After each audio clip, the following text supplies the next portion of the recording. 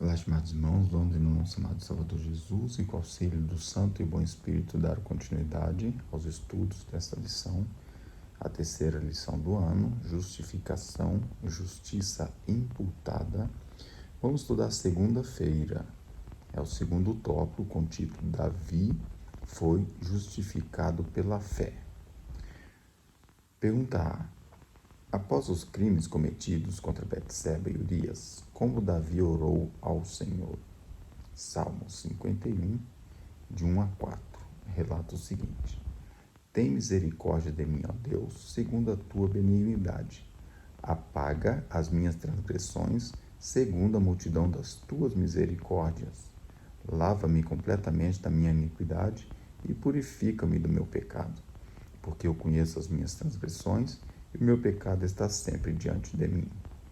Contra ti somente pequei, e fiz o que a teus olhos é mau, para que sejas justificado quando falares e puro quando julgares. Ainda Salmos 32, versículo 1 a 5. Bem-aventurado aquele cuja transgressão é perdoada e cujo pecado é coberto. Bem-aventurado o homem a quem o Senhor não imputa maldade e em cujo espírito não há engano. Enquanto eu me calei, envelheceram os meus ossos pelo meu bramido em todo o dia. Porque de dia e de noite a tua mão pesava sobre mim, o meu humor se tornou em sequidão de estio. Confessei-te o meu pecado e a minha maldade não encobri. Dizia eu, confessarei ao Senhor as minhas transgressões, e tu perdoaste a maldade do meu pecado. Então vemos aqui a maneira que Davi expressou reconhecendo o seu erro em primeiro lugar e depois reconhecendo que Deus era o único que podia ter misericórdia dele e que podia apagar as transgressões dele. Então, depois ele diz que era bem-aventurado aquele que a transgressão é perdoada e cujo pecado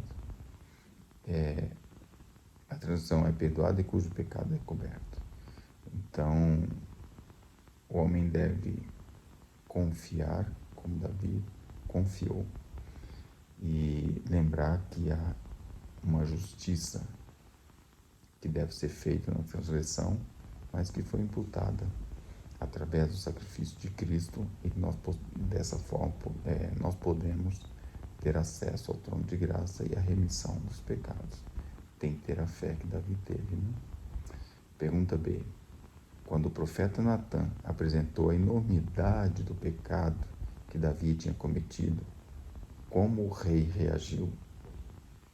1 Samuel 12, 13, a primeira parte, diz assim: Então disse Davi a Natã: Pequei contra o Senhor. Então, qual foi a reação então de Davi? Reconheceu o seu erro imediatamente. E que resposta, a segunda parte da pergunta B, que resposta o Senhor deu pelo profeta? Samuel 12, 13, agora a última parte. E disse Natã a Davi: Também o Senhor traspassou o teu pecado, não morrerás. Se Davi não reconhecesse o seu pecado, provavelmente ele teria perdido a vida. Mas como ele reconheceu, Deus deu a ele a oportunidade do arrependimento. Pergunta C. O que o apóstolo Paulo revela sobre a experiência de Davi após ter se arrependido? Então vamos ver o que o apóstolo Paulo fala, escrito aos Romanos, capítulo 4, de 5 a 7, e diz assim: Mas aquele que não pratica, porém crê naquele que justifica o ímpio, a sua fé lhe é imputada como justiça.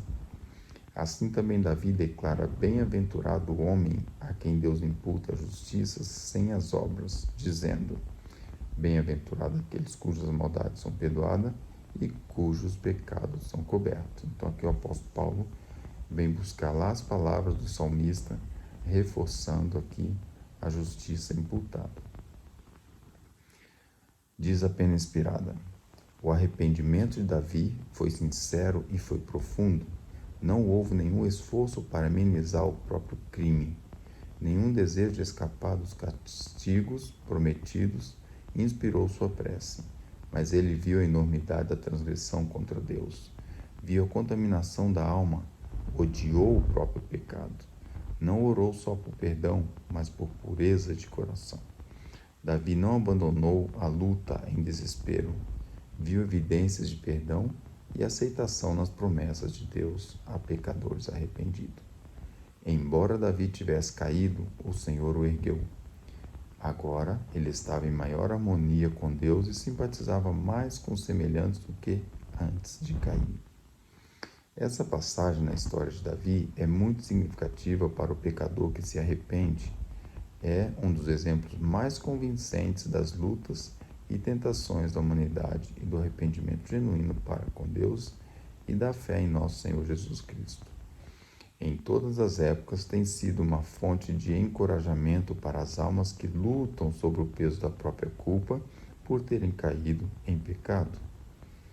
Milhares de filhos de Deus que foram atraídos pelo pecado e estavam a ponto de desistir por causa do desespero, lembraram-se de como o arrependimento e a confissão sincera de Davi foram aceitos por Deus, mesmo enquanto sofria pela própria transgressão.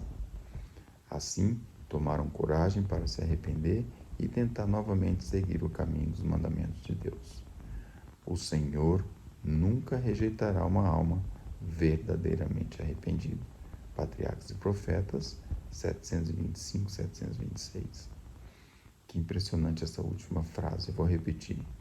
O Senhor nunca rejeitará uma alma verdadeiramente arrependida. Então, o que acontece? Nós temos a tendência natural de errar e cometer pecados, cometer erros, cometer enganos. Mas Jesus, ele sofreu por nós. E ao morrer na cruz, a justiça dele nos é imputada, desde que nós reconheçamos que erramos, sem desculpa, sem fugir das consequências, arrependido, um arrependimento genuíno. Então ele está lá clamando diante do Pai: meu sangue, o meu sangue. Devemos lembrar que o inimigo nos induz a todo momento ao pecado. E ele mesmo, depois que consegue nos induzir ao pecado, é aquele quem diz assim: já não podes fazer nada, já não há o que fazer por você. Mas isso é uma grande mentira. Como ele é o pai da mentira, realmente é mais uma das suas mentiras.